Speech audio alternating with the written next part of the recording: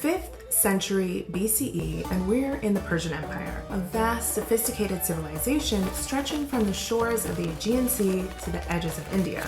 The air is filled with the scent of spices and the hum of courtly politics. Persia is a land of architectural marvels, lush gardens and grand palaces where emperors rule with pomp and ceremony. The court is opulent, and nothing ever is as it seems. Enter Esther, a common Jewish girl living in the diaspora with no claim to fame until, that is, fate crowns her queen of this magnificent empire. Her ascent from obscurity to royal power makes Esther one of literature's first iconic rags to riches heroines. Think Cinderella, but with higher stakes, like thwarting genocide and outsmarting a villain who dreams of wiping out her people. But this isn't just a fairy tale. The Book of Esther is a dazzling mix of political drama, satire, and a revenge fantasy. Scholars believe it may have originally been performed as a theatrical play, complete with sly humor, clever twists, and bold characters. It's unlike anything else in the Bible. God is never mentioned. Faith and covenant take a back seat, and instead, we get a dazzling spectacle of court politics and personal bravery. The king, Ahasuerus, is portrayed as a buffoonish figure who stumbles through the story cluelessly manipulated by cunning advisors. There's Vashti, the fierce queen, who refuses to parade herself for the king's drunken friends, a scandalous move that cost her the crown. And then there's Haman, a villain for the ages, whose downfall is one of the greatest gotcha moments in ancient storytelling. At its core, the Book of Esther is about survival, courage, and turning the tables on those who seek to oppress. The reversal of fortune's theme echoes through every chapter. Esther rises from obscurity to power. Mordecai, Esther's uncle, trades his sackcloth for royal robes. Haman, well, let's just say he doesn't have a happy ending. And despite its satirical and secular tone, the story survived and thrived, becoming a cornerstone of Jewish tradition today and the inspiration for the Jewish festival of Purim. Its universal themes of resilience, cleverness, and justice have resonated for millennia. I'm Rachel, an art and design enthusiast with a deep love for art, history, and people. By day, I'm a website designer, and on the side, I create these videos to celebrate the incredible, often lesser-known women and people of the past. I'm not claiming to be an expert or a historian. I'm just a curious human who has taken the time to learn and piece together these remarkable stories. I believe that listening to and learning about others helps us connect and bridge divides, empowering everyone to be their true selves, and in turn, accept others as they come. Through all my work, I aim to inspire you to make peace with yourself, to accept and love yourself, and to help others simply by being your most authentic self. It's a process and a spectrum, an aim, a struggle, and a gift. Let's dive in. Welcome to the story of Queen Esther, a fable, a tale of intrigue, bravery, and yes, divine twists, even if God is not mentioned by name. So grab your crowns and settle in. Let's dive into one of the most fascinating, most comedic, most raunchy, and unexpected books of the Bible. Our story begins with King Ahasuerus, better known in Greek as Xerxes, ruling from the Grand Palace in Shushan, Persia. This guy loved a good party. He throws a feast that lasts 180 days. That's right, 6 whole months of wining, dining, and showing off riches of the empire.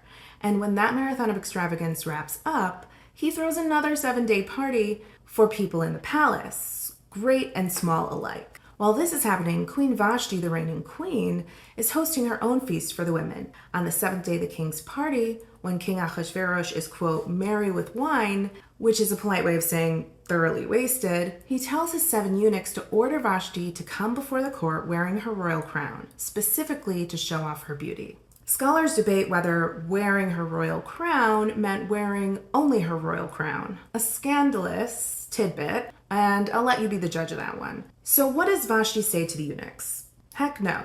She's not having it. She refuses to be paraded around like a trophy, and a feminist queen is born. Oddly enough, her refusal shakes the kingdom to its core. The king, furious and humiliated, consults his sages or advisors who warn that Vashti's defiance will set a dangerous precedent. What if all the women of Persia start saying no to their husbands? Memucan, one of the king's advisors, says, okay, here's what you need to do. Vashti should be banished, get her out of here, and her title should be given to someone better and more worthy. We all know what that means, right? Someone more submissive and docile, someone who doesn't say no to her husband. The king loved the plan. Decrees were sent out saying that, quote, every man should wield authority in his home and speak the language of his own people. Now, this is a tidbit or a side note, but it tells us something about the time and who inhabited King Ahasuerus's provinces. They were diverse, speaking different languages, and that means that the king tolerated this diversity, and that's a good thing.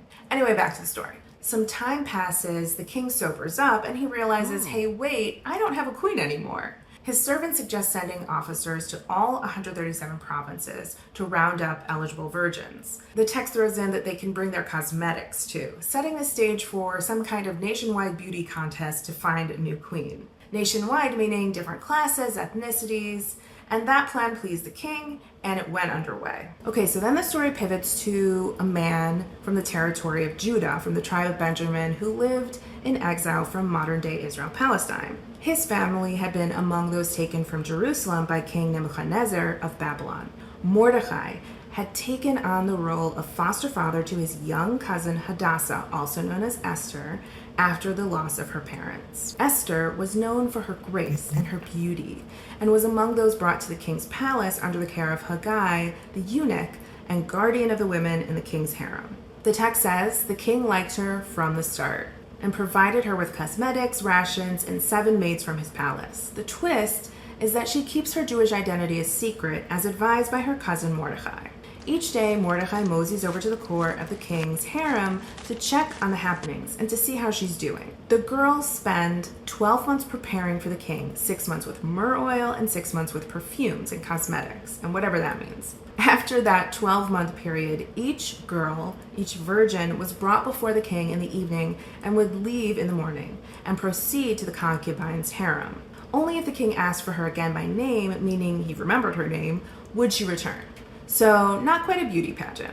Each girl was sent to the concubine's harem after their night with the king is pretty self-explanatory. She was no longer a virgin and now considered unmarriageable and sent to be a concubine. Esther's turn arrives. She only takes with her what the guardian of the harem told her to take, so she got pretty close with the guard, Haggai, who's giving her trade secrets, and through a combination of grace and charm and reading between the lines, obedience, she wins the king's favor, and all who saw her, says the text, and becomes the queen of Persia. The king threw another ruckus banquet with lots of drinking and called it the Banquet of Esther. For the officials and the courtiers, he also canceled taxes and gave out party favors and gifts. Meanwhile, Mordecai overhears a plot to assassinate the king.